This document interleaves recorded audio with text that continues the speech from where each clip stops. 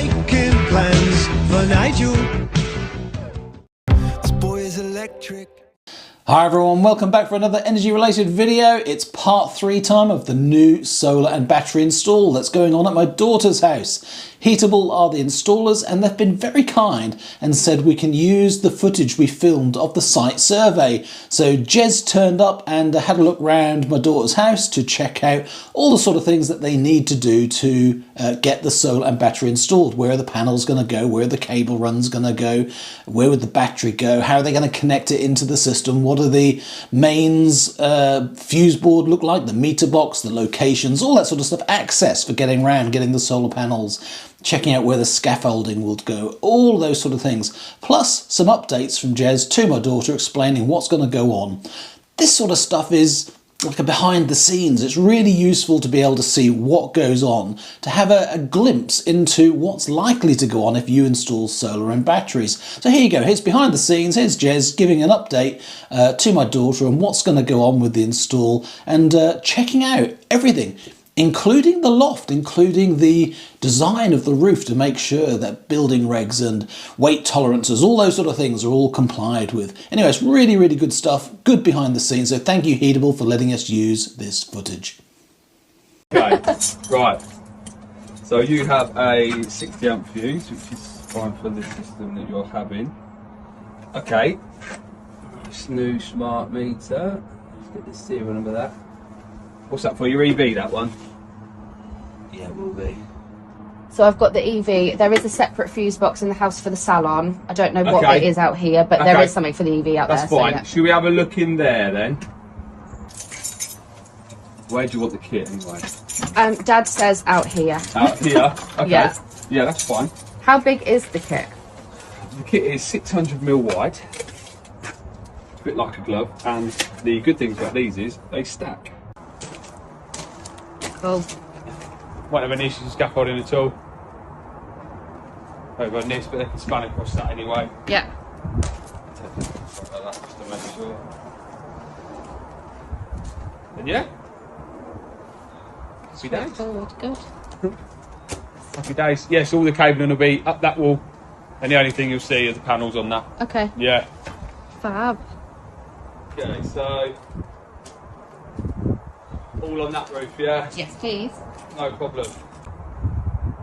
So with those tiles, I mean, Dad, what we do, we take the tile out, fit the bracket, then we notch out the bottom section of the tile. Okay. Then the tile sits flat over the bracket. Okay. Job done. Nice. Yeah. Yeah. Fab. Relatively straightforward tiles to work with. Yeah. Okay, scaffolding. They can get round, can't they? Yeah. Yeah. What you will do now. There's ways around this. So we have a lot of customers at the moment where the batteries are there. Yeah. Your car, you can plug your car in. Your battery sees you as a load. Okay. It will then discharge. Now a lot of these are 7 kilowatt chargers, so that's going to be full whack your battery discharging. Yeah. Now there is ways around this if you can set times. So say between 1 and 4 in the morning to set your battery not to discharge, and then your car to charge. So then it'll only pull from the grid at your cheap rate, whatever it is. Yeah. But also you can let it. You can discharge the car. But a lot of people don't want that. There is other ways of doing it where you put the car charger before it's just a place where they think called a CT. It's just where we put that, so your Alpha system won't actually see your car, and then it won't discharge. But obviously, then you're never going to see on your Alpha app that your car is a load in the house. Yeah. There's not really a right or a wrong way of doing it. It's just whatever suits the customer themselves. Does that make sense? I mean, you don't need to let me know that now. It just depends on where we put that CT placement as to because Well, we're open to. It's a lot of people are on this. They're on an Octopus.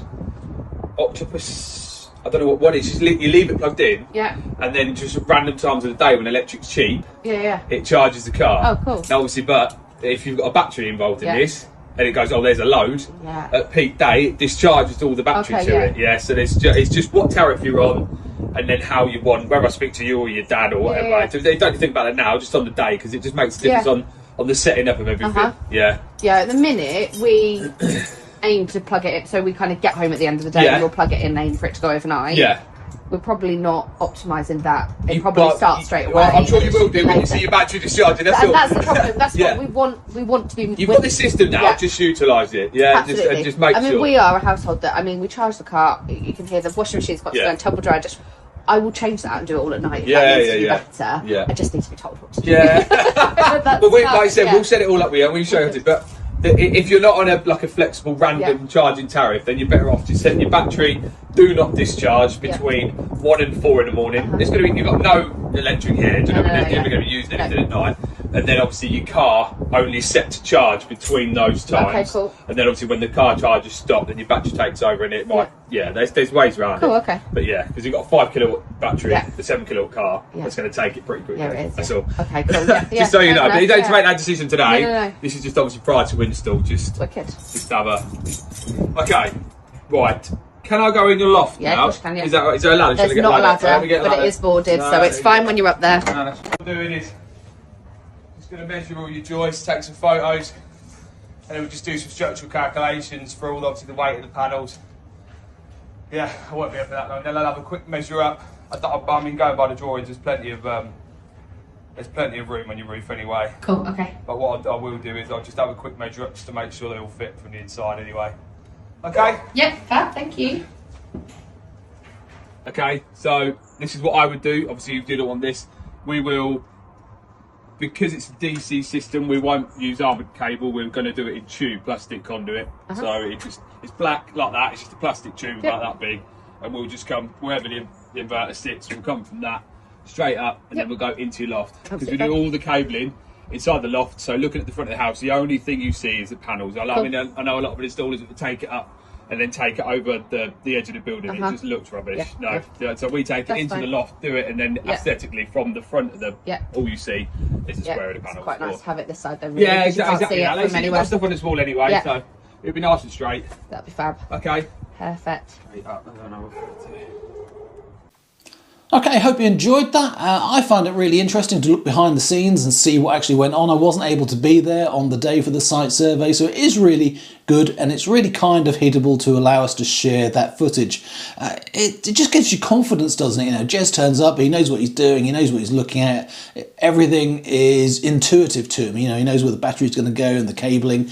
His job is to give confidence as well and let my daughter Kim know that everything's going to be all right. And yeah, she's very happy. The cabling's not going to be seen. The solar panels are going to be the only thing that's on the roof. They're going to be fitted nicely with the tiles. Everything looks like it's going to go swimmingly smooth. Well, we hope so, don't we? So let's hope it carries on being this good going forward. Anyway, I hope you enjoyed that. It's a nice behind the scenes look into what goes on a site survey for solar and battery installs. Take care, see you again soon for more videos, more updates. Bye for now.